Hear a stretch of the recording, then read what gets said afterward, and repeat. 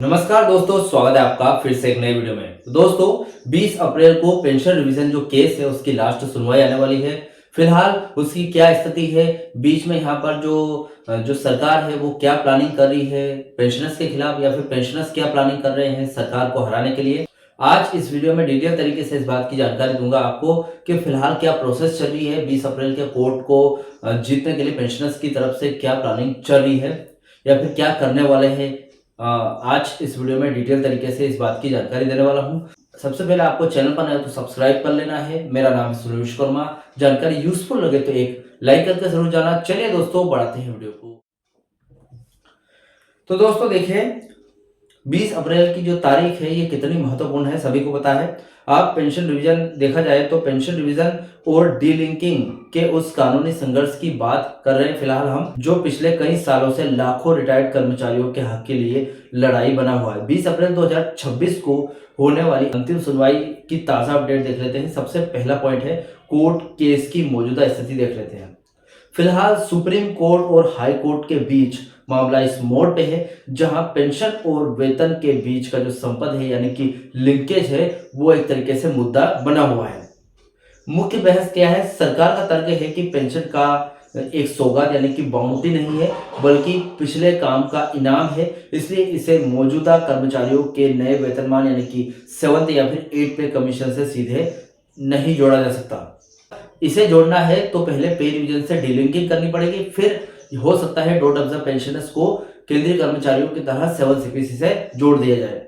Pensioners के पक्ष की अगर बात करें तो पेंशनर्स 1 रैंक 1 पेंशन यानी कि ओआरओपी की तर्ज पर सिविलियन पेंशनर्स के लिए समान नियम 1 जनवरी 2016 से या फिर अगली रिवीजन डेट से पूर्ण लाभ की मांग कर रहे हैं। 2016 में केंद्रीय कर्मचारियों का पेंशन रिवाइज हुआ था, तो बिल्कुल उसी तरीके से डॉट ऑब्जर्व पेंशनर्स भी कह रहे हैं कि हमारा पेंशन रिवाइज बिल्कुल केंद्रीय कर्मचारियों की तरह कर दो 2016 के हिसाब से 2.57 फिटमेंट फैक्टर के साथ।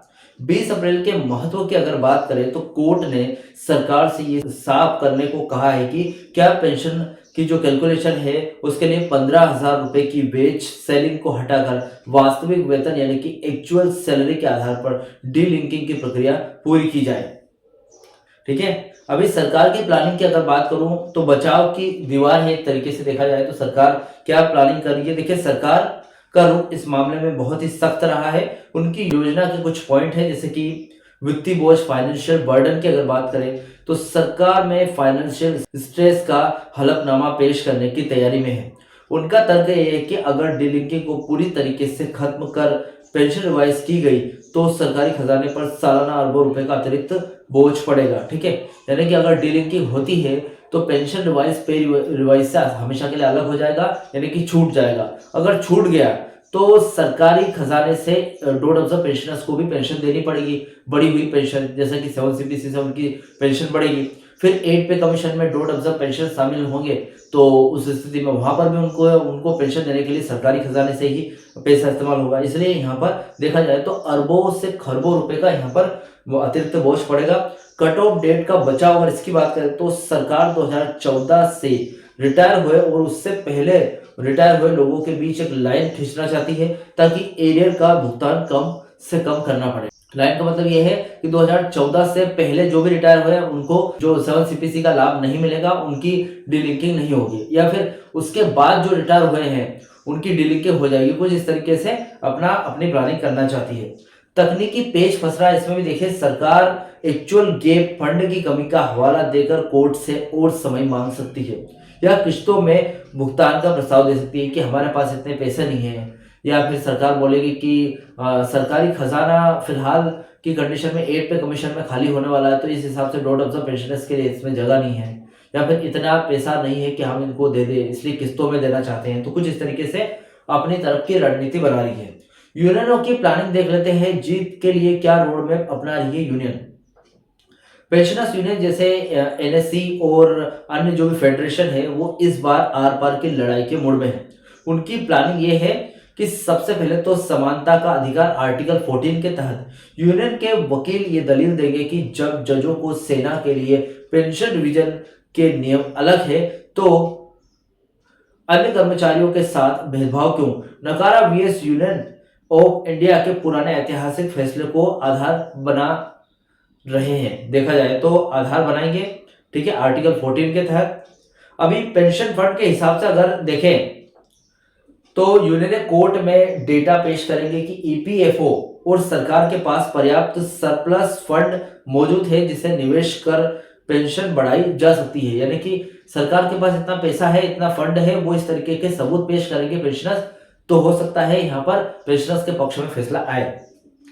ग्राउंड प्रेशर की बात करूं तो 20 अप्रैल की सुनवाई से पहले देश भर में क्षेत्रीय स्तर पर विरोध प्रदर्शन और सांसदों को मेमोरेंडम देने का काम चल रहा है ताकि कोर्ट को यह संदेश जाए कि ये मामला है लाखों परिवारों के जीवन और मरण से जुड़ा हुआ है देखा जाए तो, यानी कि करो या फिर मरो, कुछ ऐसी स्थिति बन सकती है अगर ये पेंशनर्स के पक्ष में फैसला नहीं आया तो।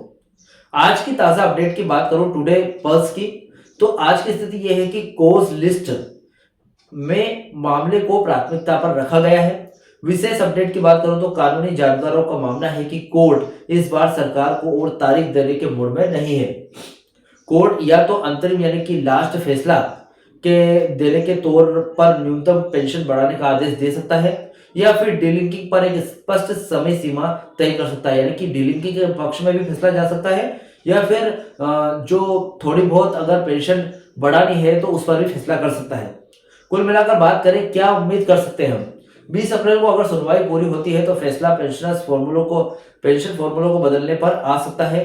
सबसे बड़ी चीज यह होगी अगर कोर्ट डीलिंकिंग को अवैध घोषित कर दे।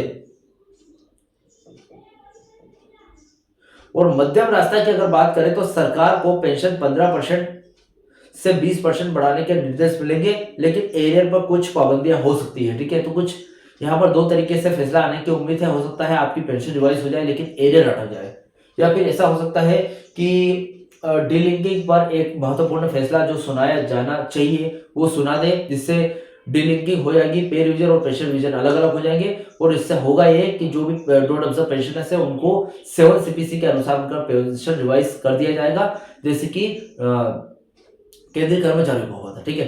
फिलहाल आपको क्या लगता है कि 7 सीपीसी के आधार पर पेंशनर्स डोंट ऑब्जर्व पेंशनर्स को पेंशन मिलनी चाहिए या फिर पे रिवीजन के आधार पर? अपनी कमेंट बॉक्स में जरूर बताइएगा। फिलहाल इस वीडियो से रिलेटेड जो भी आपकी जानकारी या फिर जो भी डाउट क्वेश्चन वगैरह रह गया हो तो मुझे कमेंट बॉक्स में कमेंट कर सकते हैं। वीडियो अच्छा लगा तो वीडियो को लाइक कमेंट से जरूर करें। मिलते हैं दोस्तों नेक्स्ट वीडियो में। सी यू सून।